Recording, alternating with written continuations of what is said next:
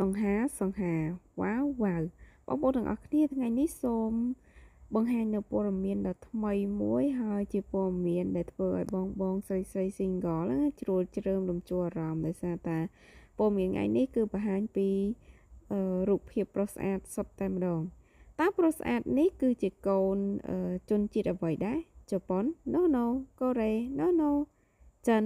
No ចាគាត់គឺជាកូនផ្ដើមដោយអក្សរ C ចាបងប្អូនឬក៏កនឹងឯងបងប្អូនចូលរួមទីទាំងអស់គ្នាចាមិនខុសទេ C គឺចា Cambodia ភាសាអង់គ្លេសកគឺកម្ពុជាបងប្អូនទាំងអស់គ្នាគាត់គឺជាកូនខ្មែរមួយរូបដែលមានរូបចារាងសង្ហាខ្លាំងមែនទែនតាំងពីសបុលចាសាច់ដងខ្លួនសាច់មុខសក់កញ្ចក់ស្បែកអីហ្នឹងគឺស្អាតតែម្ដងបងប្អូនចង់ស្គាល់ឈ្មោះថាគាត់ជាអ្នកគេអត់គាត់ឈ្មោះពិសិដ្ឋលោកពិសិដ្ឋចាបងប្អូនអើយគឺមើលឡើងនេះខ្ញុំលងត្រឹមឡើងនេះបងគឺថាបាក់សឹបហ្មងបងប្អូនអាចឆ្លាញ់គាត់បានអត់មានបញ្ហាអីទេគ្រាន់តែបងប្អូនគ្មានថ្ងៃណាមួយញ៉ាយគាត់បានទេចាមូលហេតុដែលខ្ញុំប្រាប់បងប្អូនដូចនេះដោយសារតែគាត់នឹងគឺថាអត់ចង់និយាយទេខ្លាចនិយាយទៅបងប្អូនខកចិត្តណាអញ្ចឹងហើយកុំអាននិយាយយ៉ាងចាំទុកតិចទៀត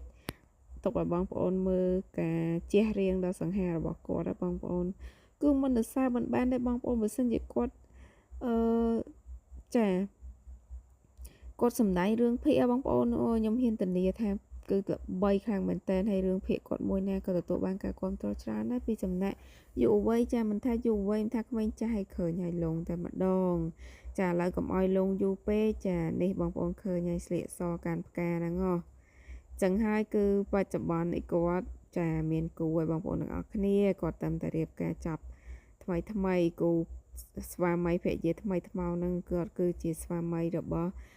អ្នកនាងឡុងម៉ានិចចាបងប្អូនទាំងអស់គ្នាមើលតាចាមាន fan ខ្លះណាអ្នកនាងឡុងម៉ានិចបានលើកឡើងថាបង្ហាញតែរូបភាពវីដេអូប្តីចឹងអត់ខ្លាចគេញ៉ាយកបាត់ទេអីគាត់ថាមិនអីទេបើគេចង់ញ៉ាទោះបីគេលើក្រែមួយគ្នានៅចិត្តគ្នាក៏គេនៅតែញ៉ាយបានដែរបងប្អូនទាំងអស់គ្នាចឹងហើយសង្ឃឹមថារូបភាពទាំងនេះបងប្អូនសប្បាយជាមួយនឹងការថាតបាយរបស់នាងខ្ញុំបែបកំ pl ែងសប្បាយទាំងអស់គ្នាកុំ stress ណាបងប្អូនបើចូលចិត្តសូមចុច subscribe ឲ្យនាងខ្ញុំអ្នកមួយផងបាយបាយ